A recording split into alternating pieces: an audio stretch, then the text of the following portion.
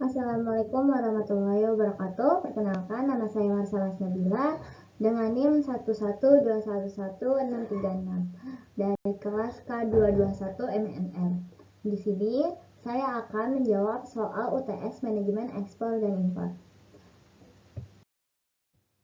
Berikut adalah 3 jawaban yang saya akan bahas pada presentasi kali ini. Jadi, yang pertama itu ada alur ekspor, yang kedua itu masalah mengenai dokumen penting dalam ekspor, yang ketiga yaitu metode pengiriman serta penanggung jawab dan transfer risiko. Nah, dari 3 jawaban yang saya akan bahas pada presentasi kali ini, jadi langsung saja kita mulai pembahasan atau jawaban yang pertama. Pembahasan atau jawaban pertama adalah mengenai jalur ekspor dengan gambar di samping. Jadi sebelum kita mulai, tolong perhatikan dengan baik jalur dari gambar tersebut. Berdasarkan gambar yang diberikan sebelumnya, berikut adalah langkah-langkah yang saya pahami untuk melengkapi prosedur ekspor. Yang pertama yaitu mengenai korespondensi, yaitu eksportir. Melakukan korespondensi dengan importir di luar negeri untuk menawarkan komoditas yang mau dijual. Yang kedua yaitu mengenai pembuatan kontrak dagang. Setelah importir setuju dengan semua kondisi yang ditawarkan oleh eksportir, kontrak dagang segera dibuat. Yang ketiga yaitu penerbitan letter of credit.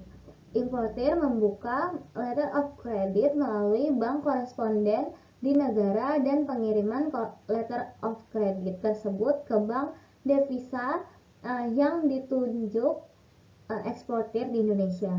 Selanjutnya yaitu mempersiapkan barang ekspor.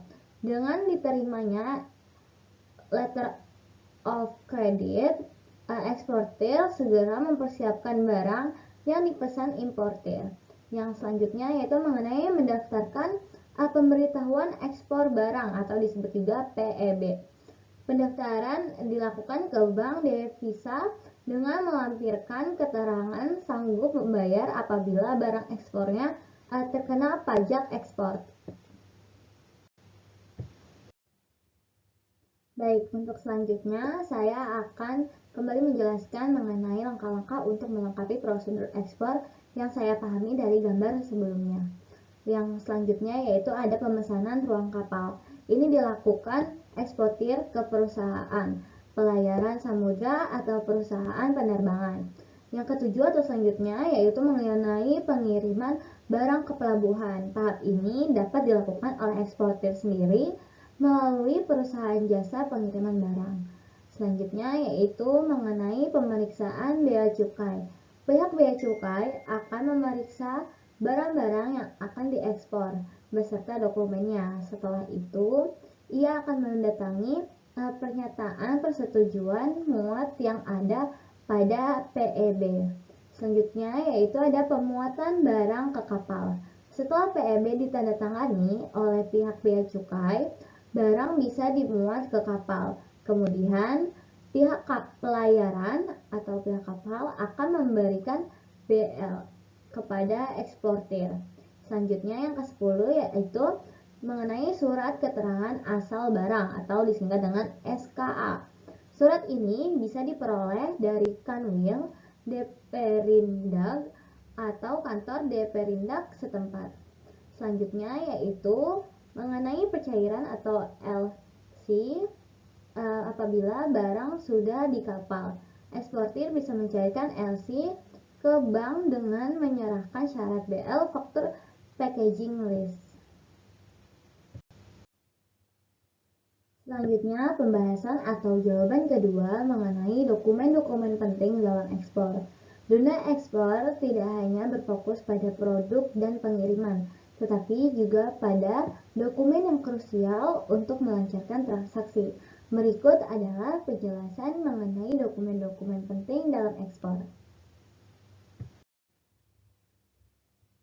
Bisa dilihat ada dokumen pertama yang saya cantumkan di sini yaitu ada komersial invoice atau yang disebut juga dengan faktur komersial.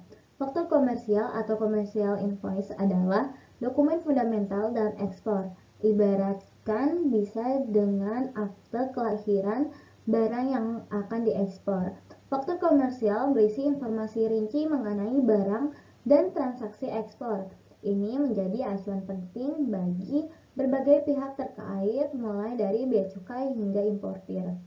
Yang selanjutnya di sini saya mencantumkan fungsi utama dari faktur komersial. Yang pertama ada dasar pengenaan bea cukai.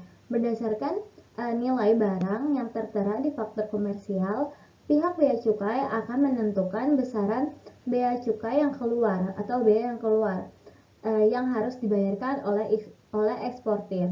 Yang kedua ada acuan pembayaran untuk importir. Faktur komersial menjadi dasar bagi importir untuk melakukan pembayaran kepada eksportir sesuai dengan nilai barang yang disepakati. Selanjutnya yang ketiga ada informasi untuk statistik perdagangan. Data ini dari faktur komersial digunakan untuk menyusun statistik perdagangan internasional suatu negara. Nah, bisa dilihat sebelahnya ada dokumen lain yaitu packing list. Packing list adalah dokumen penting dalam proses ekspor yang berfungsi sebagai daftar rinci isi kemasan barang kiriman. Dokumen ini membantu pihak bea cukai untuk importir dalam pemeriksaan barang serta memastikan kelancaran proses-proses pengiriman dari penerimaan barang. Manfaat dari packing list ini adalah yang pertama memudahkan pemeriksaan bea cukai. Packing list membantu petugas bea cukai untuk mengidentifikasi jenis dan jumlah barang yang diekspor sehingga proses pemeriksaan lebih cepat dan akurat. Yang kedua yaitu ada meminimalisir kesalahan pengiriman. Packing list ini yang rinci dapat membantu meminimalisir kesalahan dalam proses pengiriman, seperti barang yang tertukar atau hilang, dan memudahkan proses penerimaan barang. Importir dapat menggunakan packing list untuk mencocokkan barang yang diterima dengan daftar yang tercantum, sehingga proses penerimaan barang lebih mudah dan efisien. Selanjutnya ada menjadi bukti pendukung. Packing list dapat menjadi bukti pendukung dalam hal terjadinya klaim asuransi atau sengketa perdagangan. Dokumen yang ketiga atau dokumen selanjutnya yaitu mengenai letter of credit atau kita singkat dengan LC.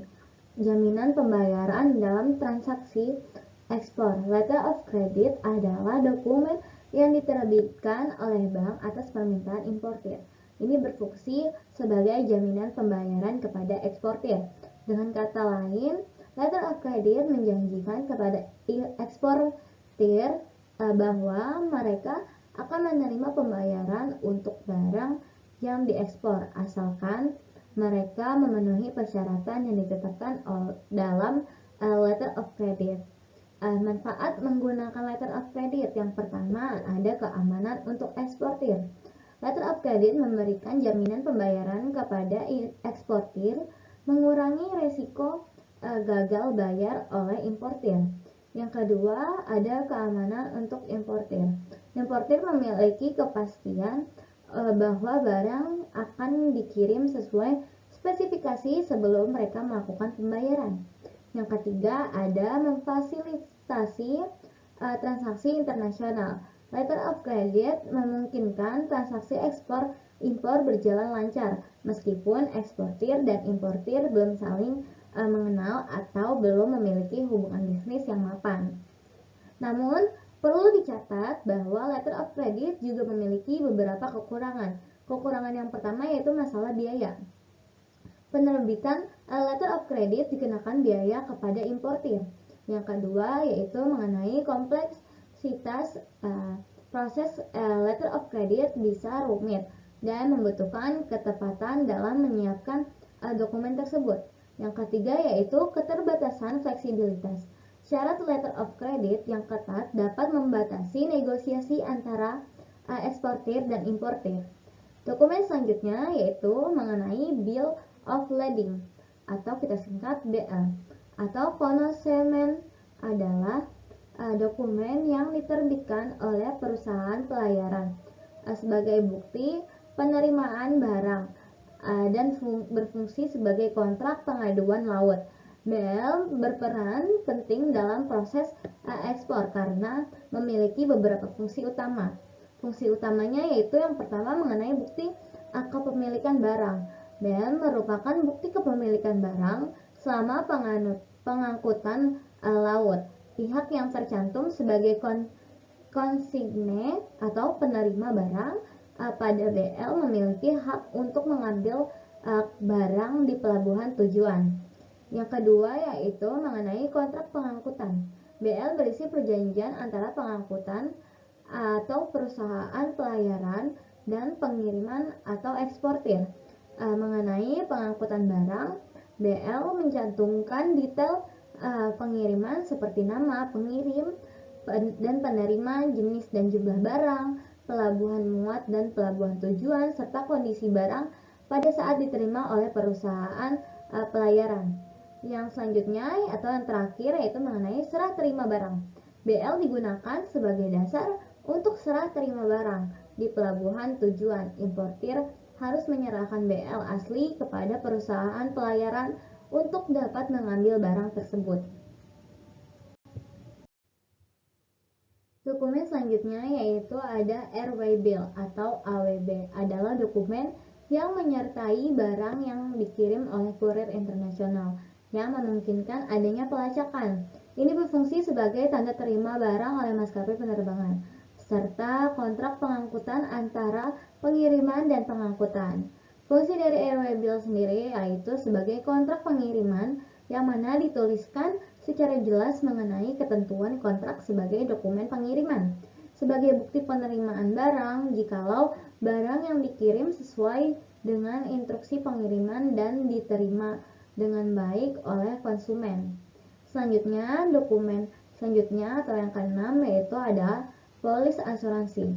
Polis asuransi adalah dokumen yang merupakan kontrak antar eksportir dan perusahaan asuransi untuk menanggung risiko kehilangan atau kerusakan barang selama perjalanan ekspor. Dengan memiliki polis asuransi, eksportir terhindar dari kerugian finansial besar jika terjadi hal-hal yang tidak terduga seperti kecelakaan.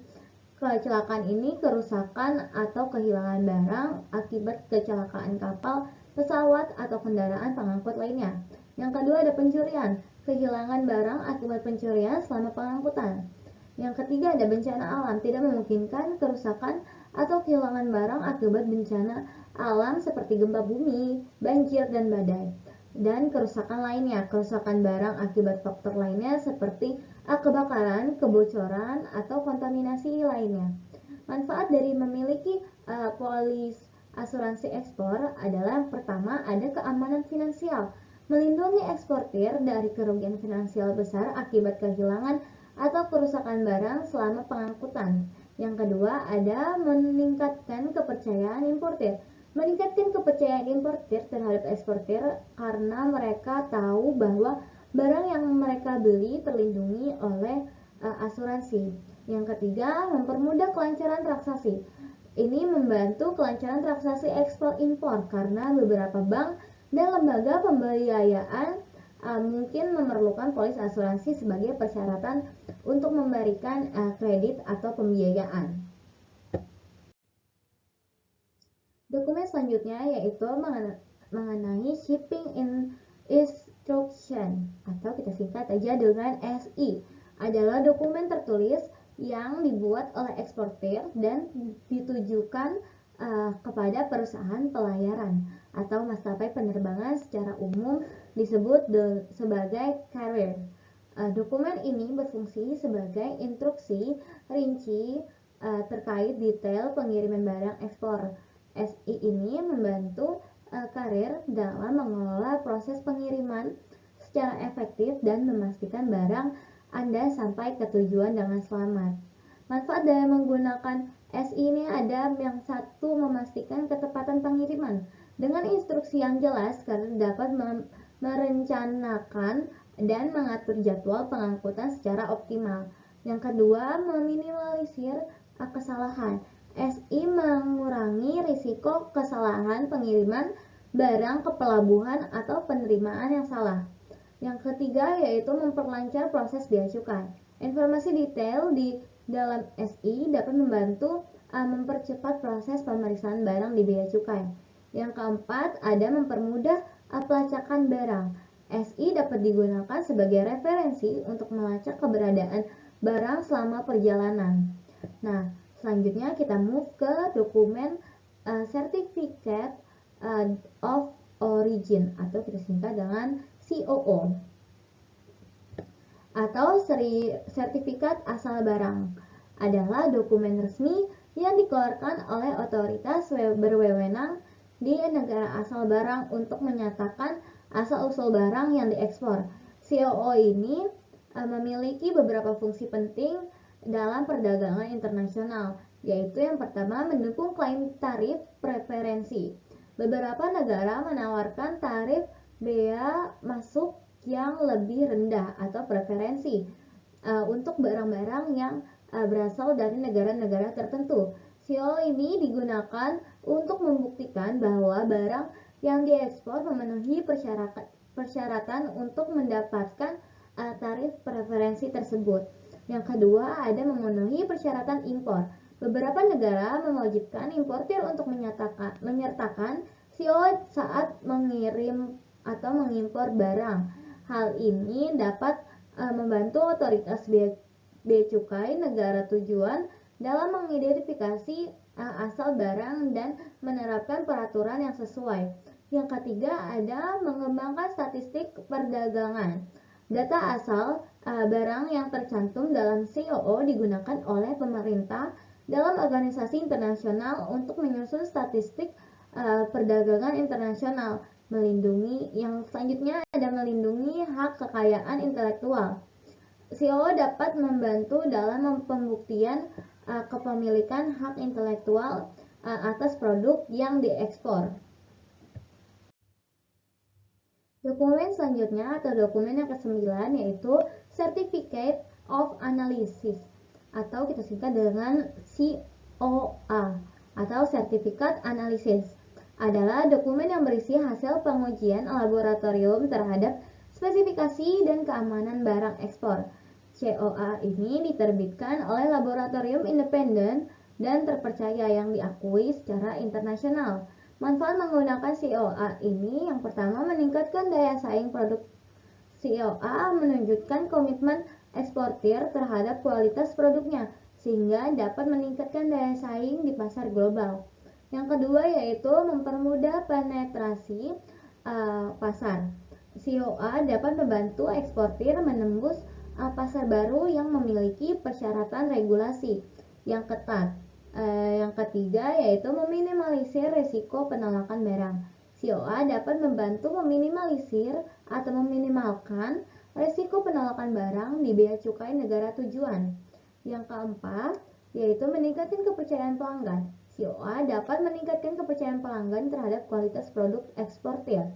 Yang dokumen selanjutnya yaitu mengenai phytosanitary certificate atau sertifikat fitosanitasi adalah dokumen resmi yang diterbitkan oleh lembaga pemerintah terkait biasanya otoritas karantina tumbuhan untuk menyatakan bahwa tanaman atau produk tanaman yang diekspor bebas dari hama dan penyakit yang dapat membahayakan pertanian di negara tujuan. Dokumen ini berfungsi sebagai paspor kesehatan bagi tanaman dan produk tanaman yang diekspor, memastikan kepatuhan terhadap peraturan sanitasi tanaman internasional dan melindungi kekayaan hayati negara tujuan. Kapan dokumen ini diperlukan? Umumnya, dokumen ini diperlukan untuk ekspor berbagai produk tanaman seperti buah-buahan segar dan kering, sayuran segar dan olahan, biji-bijian, tanaman hias, produk kayu olahan, bunga potong, dan buah-buah lainnya. Dokumen selanjutnya yaitu ada Fumigation Certificate atau sertifikat fumigasi. Adalah dokumen resmi yang menyatakan bahwa barang yang diekspor telah menjalani proses fumigasi. Fumigasi adalah tindakan pengendalian hama menggunakan gas atau bahan kimia untuk membunuh serangga, hama, dan organisme lain yang membuat terdapat pada barang tersebut. Dengan memiliki fumigation certificate, Anda dapat memastikan kelancaran proses ekspor dan Anda memenuhi persyaratan bea cukai di negara tujuan. Ini akan membantu Anda menghindari keterlambatan, denda, atau bahkan penolakan masuk barang ke negara tersebut. Yang selanjutnya atau dokumen selanjutnya yang ke-12 yaitu Veterinary Certificate atau sertifikat veteriner adalah dokumen resmi yang dikeluarkan oleh otoritas veteriner atau biasanya Kementerian Pertanian atau lembaga terkait di negara pengekspor. Dokumen ini menyatakan bahwa hewan hidup atau produk hewan yang diekspor memenuhi standar kesehatan hewan dan bebas dari penyakit yang dapat menulari hewan lain atau manusia. Kapan sih dokumen ini dibutuhkan? Dokumen ini wajib dimiliki untuk ekspor berbagai produk dan hewan hidup seperti sapi, kuda, domba, unggas, hewan peliharaan lainnya. Produk hewani seperti daging, susu, telur, madu, kulit, bulu, dan lain-lain. Produk olahan hewani seperti perishable food atau makanan mudah basi berbahan dasar hewani seperti sosis, daging olahan, dan produk susu olahan. Dengan memiliki dokumen ini, Anda dapat memastikan bahwa hewan atau produk hewan Anda memenuhi standar kesehatan hewan internasional dan memperlancar proses ekspor Anda. Dokumen selanjutnya yaitu mengenai weight note atau catatan berat. Adalah dokumen dalam kegiatan ekspor yang menunjukkan detail berat barang secara terperinci. Meskipun bukan dokumen wajib dalam semua transaksi ekspor, weight note dapat berperan penting dalam beberapa situasi.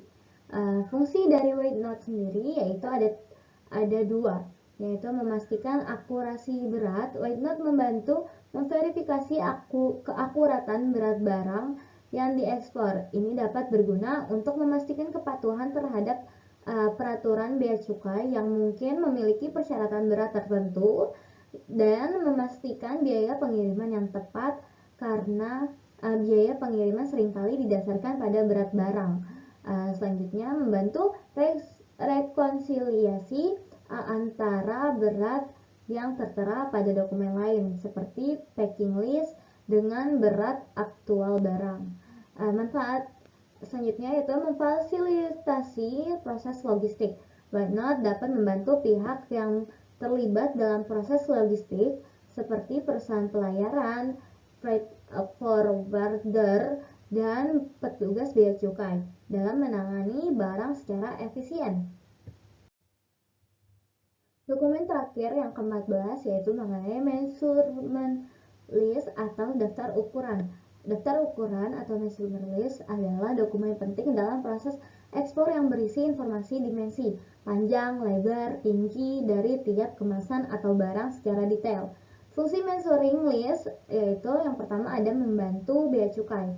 Bea cukai dapat menghitung volume dan berat barang kiriman dengan lebih akurat yang berpengaruh pada perhitungan bea cukai masuk, yang memudahkan proses pengecekan dan penyortiran barang di pelabuhan.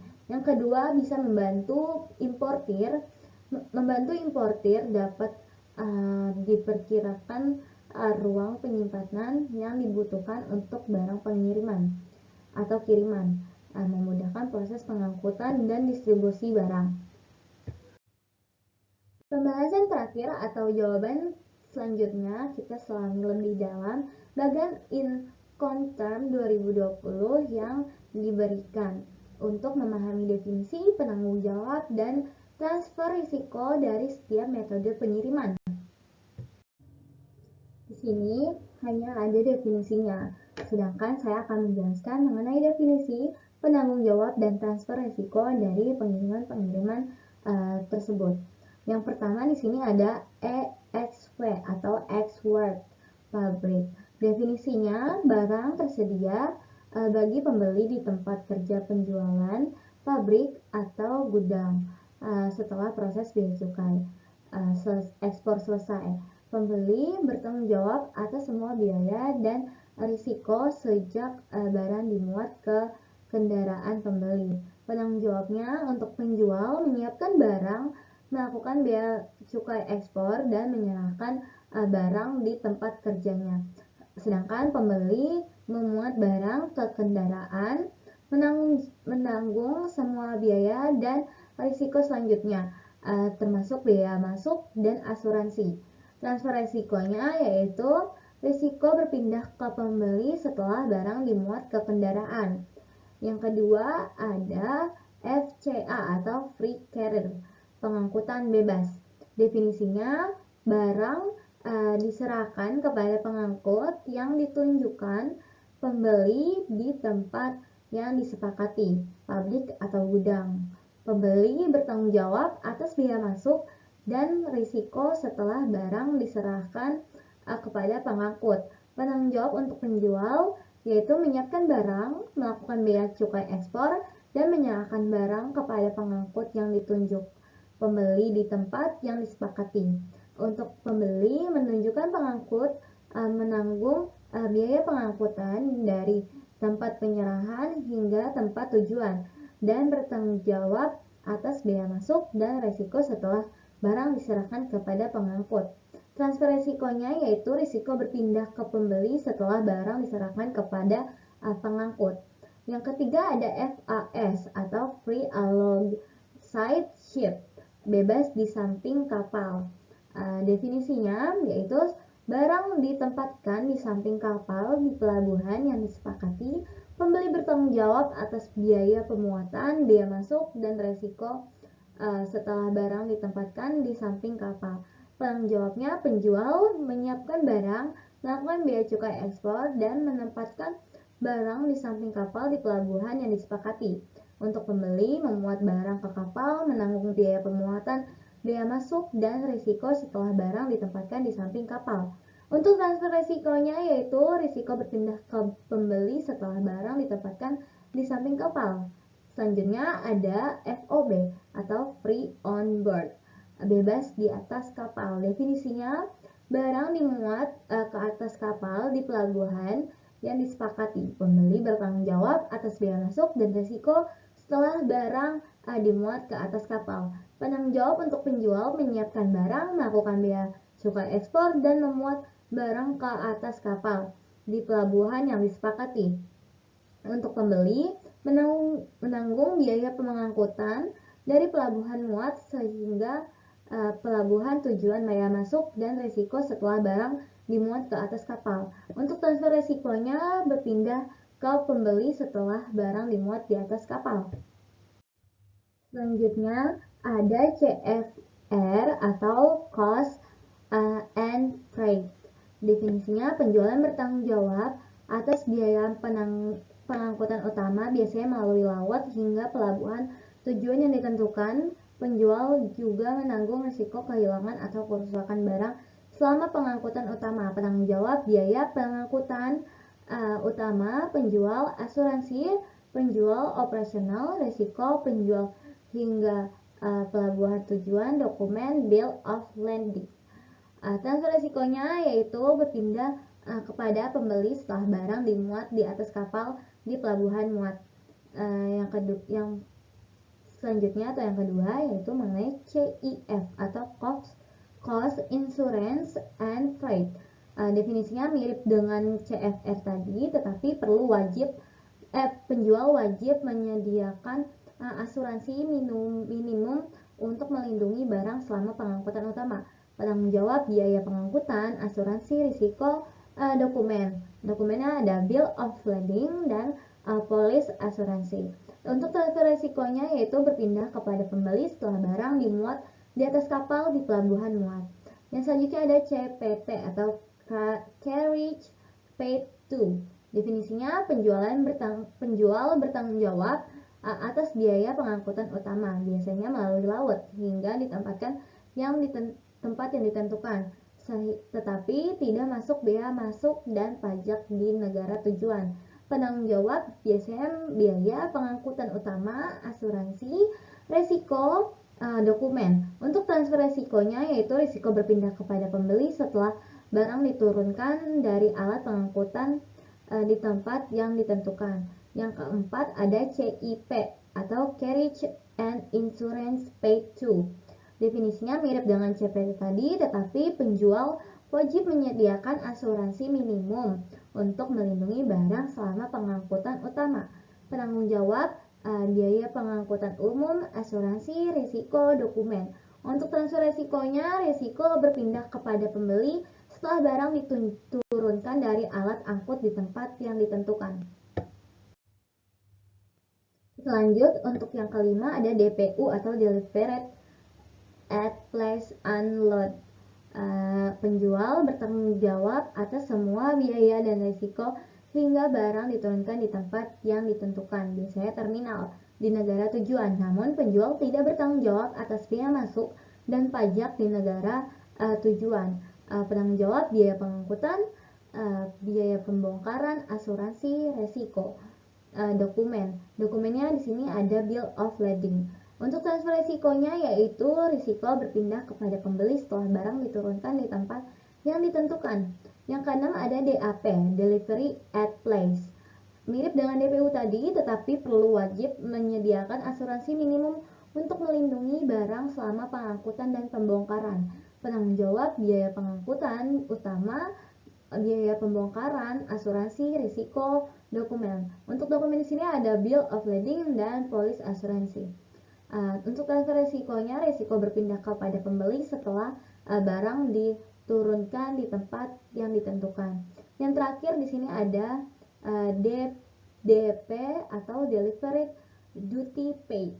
Penjual bertanggung jawab atas semua biaya yang risiko hingga barang dibersihkan di tempat yang ditentukan, biasanya di gudang di negara tujuan, termasuk biaya masuk dan pajak. Penanggung jawab biaya pengangkutan utama, biaya pembongkaran. Dalam metode pengiriman DDP ini, transfer risiko terjadi ketika barang telah dibersihkan di tempat yang ditentukan, biasanya gudang di negara tujuan. Ini berarti penjualan menanggung risiko hingga barang melewati bea cukai dan tersedia bagi pembeli di lokasi yang disepakati. Risiko berpindah kepada pembeli setelah barang selesai proses bea cukai dan siap diambil ke tempat tujuan. Dengan kata lain, DDP adalah metode pengiriman serah terima lengkap di mana penjual menanggung segala biaya dan risiko hingga barang berada di tangan pembeli, sudah melalui proses bea cukai dan siap digunakan. Pembeli tinggal mengambil barang tersebut di lokasi yang telah disepakati. Sekian presentasi jawaban dari saya, kurang dan lebihnya mohon dimaafkan. Terima kasih. Wassalamualaikum warahmatullahi wabarakatuh.